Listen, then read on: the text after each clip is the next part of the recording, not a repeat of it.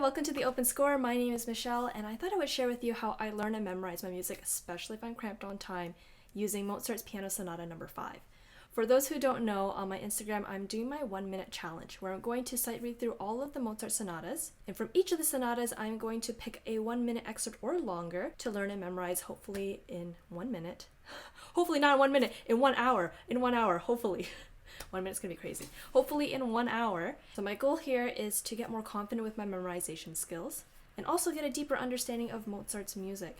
So if you want to follow me on this journey, you can go and check out my Instagram. Socials are down in the description below. When I'm learning new music, I actually like to study the score and learn as much as I can away from my instrument.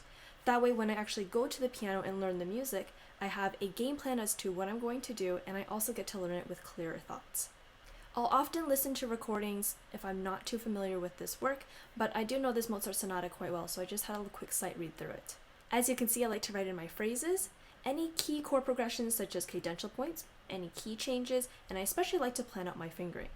When I'm score studying, I'll also take note of any sections that I think I might need to spend more time on compared to others, and those will be the places that I will take a look at first when I sit down at the piano. By planning and learning the music away from the piano, it allows me to create this mental map of the music that is organized so it's much more efficient to learn and memorize.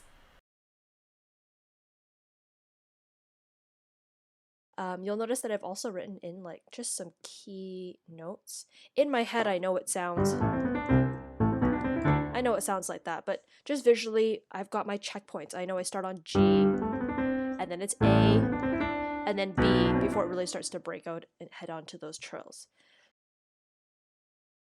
When I get to this section here, I'm going to really slow it down as if I'm in the Matrix or watching some slow motion thing to really feel the texture of my movements and coordinate my thoughts and really be deliberate with where my hands are going and to try to catch the mistake before it happens. And you'll get better progress and quicker change and efficient practice that way. So I'm just going to step back over to here one more time.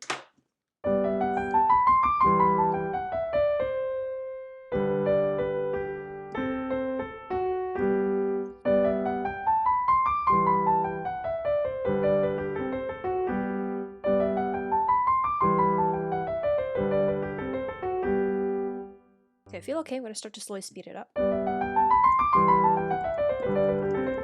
Okay, getting into the muscle memory.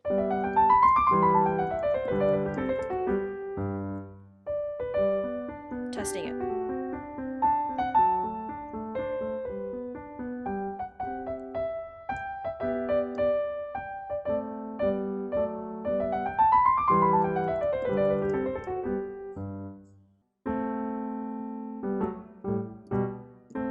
So with this jump here, I'm having hesitancy aiming. I know where I need to go. My brain knows where to go, but my hands are not quite sure. So I need to find a landmark. And so my landmark here, whenever I'm doing jumps, some things that I do is I try to find the closest distance between two key notes. So my brain already knows that I'm here and I need to get my thumb to the C. So the finger that's not quite sure where it needs to go is the third finger. Or even if I was even using the third finger, I thought it was even the second at one point. And then it knows, oh, it's actually not that far. I had a thumb from the previous chord going to an A, to the third. So my movement is not that big. Now that I've anchored it into something and it's streamlined, I should be okay. 2, but 3 in the left hand.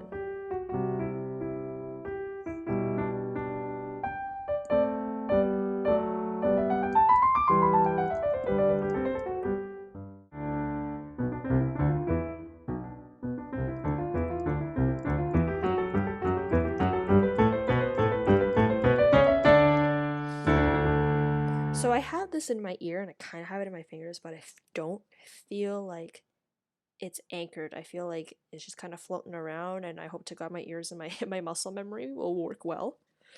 So we have to find anchor points. So the anchor points are making sure I remember it's 3 notes down before I come back up. So 3 notes down, 3 notes down. Got rid of that box.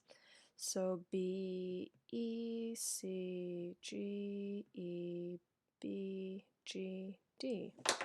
One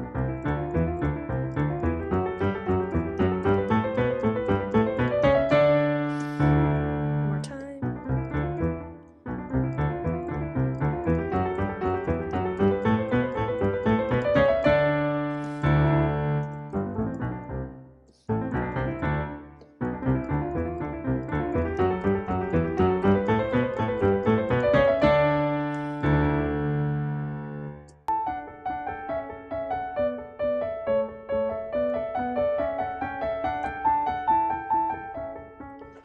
think that might be actually really helpful for some of you is oftentimes in classical music, they will do these little triangular little turns like that. And so visually, that's how it's grouped. 2E and a, 3E and a. But when you need to play something musically or cleanly, or you're thinking about it musically, and you also want it to be technically easy to do, having to switch back and forth between fingers and changing directions quickly between whether you're going up the scale or down the scale can be cumbersome. So musically, grouping wise, you may want to see it more like this. Then you have it much easier to shape with these tiny little crescendos and leading up and leading up and then closing it. So while you're thinking musically, it's leading up, leading up, leading up. You still need the correct metric accents of the 1E and a, 2E and a, 3E and a, so you have to group kind of both of them. But usually the metric accents will come out on their own, as long as you're aware that the first note of every group of 4/16 notes just gets a little bit more weight or volume. And then by grouping it in these 3 ascending lines, it forms a bigger gesture of basically just ascending up to the top, and your arm is just sweeping up. Oops. So that might be helpful for some of you, musically grouping wise. So G, B.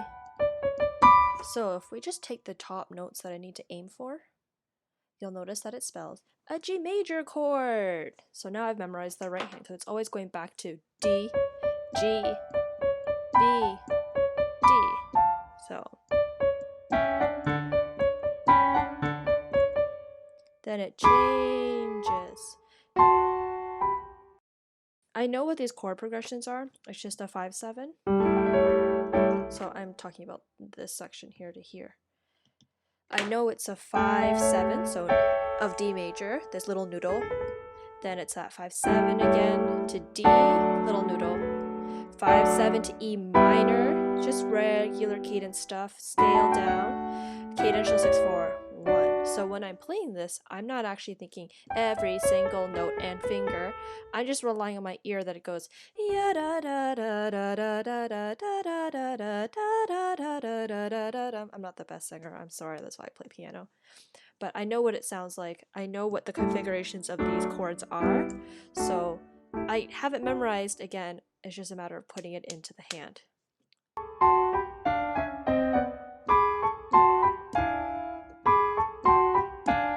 So since I'm having trouble landing this and getting there in time fast enough, that's all I'm going to care about. Can I just land it? Because once I land it, everything else is going to come.